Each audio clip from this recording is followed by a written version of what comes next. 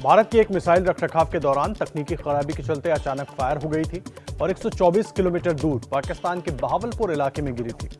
भारत सरकार ने मामले को गंभीरता से लिया और उच्च स्तरीय कोर्ट ऑफ इंक्वायरी के आदेश दे दिए हैं। सीएम योगी की मैराथन बैठक का सिलसिला आज भी रहेगा जारी। सुबह 10:15 बजे राष्ट्रपति रामनाथ कोविंद से मिलेंगे योगी। केंद्रीय मंत्री नितिन गडकरी, अनुराग ठाकुर और धर्मेंद्र प्रधान से भी होगी मुलाकात। यूपी चुनाव में जीत के बाद सीएम योगी का दिल्ली दौरा, प्रधानमंत्री मोदी से करीब 1.25 घंटे की मुलाकात। पीएम मोदी ने कहा, आने वाले समय में यूपी को ऊंचाई पर ले जाएंगे योगी।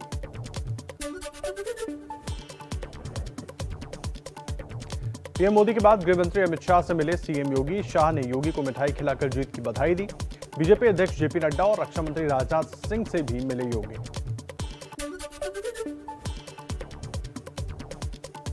इससे पहले सीएम योगी आदित्यनाथ ने उपराष्ट्रपति वेंकैया नायडू से मुलाकात की। बीजेपी संगठन महामंत्री बीएल संतोष से भी मिले सीएम योगी। संतोष ने प्रचंड जीत के लिए दी बधाई। होली के बाद यूपी में योगी सरकार 2.0 का गठन 20 से 21 मार्च को हो सकता है। शपथ ग्रहण यूपी में 57 मंत्री शपथ ले सकते हैं। 22 से 24 कैबिनेट, 7 से 9 स्वतंत्र प्रभार के मंत्री हो सकते हैं। योगी ने पीएम मोदी को दिया शपथ ग्रहण का न्योता।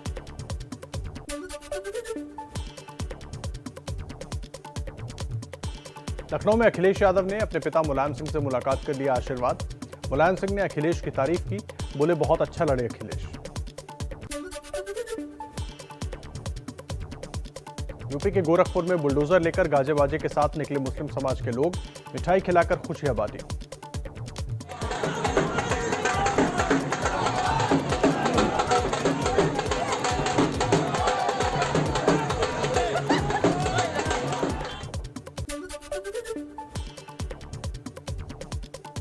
पांच राज्यों में हार के बाद कांग्रेस कार्य समिति की बैठक में हुआ मंथन। सूत्रों के मुताबिक सोनिया गांधी ने कहा, परिवार पद छोड़ने को तैयार, लेकिन ज्यादातर सदस्यों ने सोनिया के अध्यक्ष बने रहने का समर्थन किया। विधानसभा चुनाव के इस जनमत को विनम्रता से स्वीकार करते हुए एक सतर्क और जीवंत विपक्ष की भूमिका निभाएगी। सीडब्ल्यूसी की बैठक के बाद कांग्रेस का बयान, पार्टी को सोनिया गांधी के नेतृत्व पर पूरा भरोसा है। पंजाब में सत्ता विरोधी लहर थी। संसद सत्र के बाद पार्टी चिंतन शिविर का आयोजन करेगी। एक चिंतन शिविर बहुत जल्दी जो है बुलाई जाएगी और उस पर कांग्रेस के जितने भी देश में 200-300 वरिष्ठ नेता उनको बुला करके फिर एक रोड मैप तय किया जाएगा।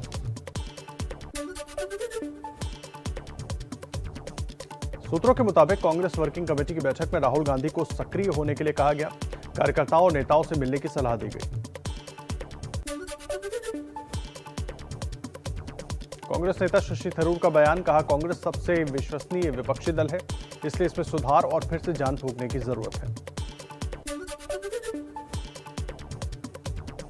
पंजाब में प्रचंड जीत के बाद अरविंद केजरीवाल और भगवंत मान ने अमृतसर में किया रोड शो। केजरीवाल बोले, पंजाब के लोगों ने कमाल कर दिया, आई लव यू पंजाब। तुसी कमाल कर दिता, I love you Punjab.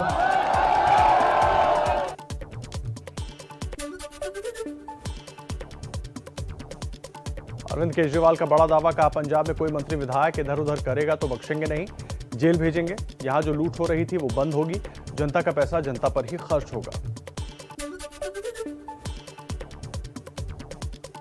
Road show से पहले अरविंद केजरीवाल और भगवंत मान ने स्वर्ण मंदिर में मत्था टेका। जलियांवाला बाग में शहीदों को श्रद्धांजलि दी। ऐतिहासिक दुर्गियाना मंदिर में पूजा भी की।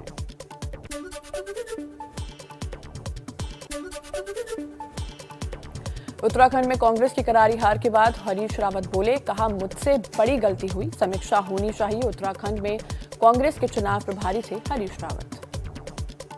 हम डीपली एनालाइज करें और एनालाइज करने के बाद यदि चूक इंचार्ज के लिए भी हुई तो incharge should be punished. Goa के राज्यपाल ने कल विधानसभा का विशेष सत्र बुलाया। नवनिर्वाचित विधायक लेंगे शपथ। संसद के बजट सत्र के दूसरे चरण की आज से शुरुआत। लोकसभा और राज्यसभा की कार्रवाई सुबह 11 बजे शुरू होगी। कांग्रेस अध्यक्ष सोनिया गांधी के घर संसदीय दल की बैठक में बजट सत्र के दूसरे चरण को लेकर हुई चर्चा। मल्लिकार्जुन खड़गे ने कहा, महंगाई, बेरोजगारी, एमएसपी का मुद्दा उठाएंगे। 14 तारीख को जो पार्लियामेंट शुरू होगा उसमें किन किन मुद्दों पर हम चर्चा करना चाहिए और कौन से मुद्दे उठाना चाहिए, और सभी अपोजिशन पार्टियों के साथ भी बातचीत करके हम बहुत से मुद्दे उठाने की कोशिश करेंगे। पूर्व केंद्रीय मंत्री शत्रुघ्न सिन्हा पश्चिम बंगाल के आसनसोल से टीएमसी के टिकट पर लोकसभा उपचुनाव लड़ेंगे। बाहुल सुप्रियो बलीगंज से विधानसभा उपचुनाव में उतरेंगे। संयुक्त किसान मोर्चा की आज बैठक दोपहर 12 बजे दिल्ली के गांधी पीस फाउंडेशन में होगी बैठक। आगे की रणनीति पर किसान करेंगे विचार। यूक्रेन की राजधानी कीव पर बहुत बड़े हमले की आशंका, रूस ने बढ़ाया घेरा। कीव के प्रशासन ने 15 दिन के लिए इमरजेंसी राशन पानी का किया इंतजाम। यूक्रेन के लीव में मिलिट्री बेस पर रूस का भीषण हमला, 35 लोगों की मौत, 130 से ज्यादा लोग हुए घायल। लीव के गवर्नर ने की हमले की पुष्टि। रूस के रक्षा मंत्रालय ने यूक्रेन में जोरदार धमाके का वीडियो किया जारी। रूसी सेना ने कीव में यूक्रेन की सेना के फील्ड कमांड पोस्ट को किया तबाह।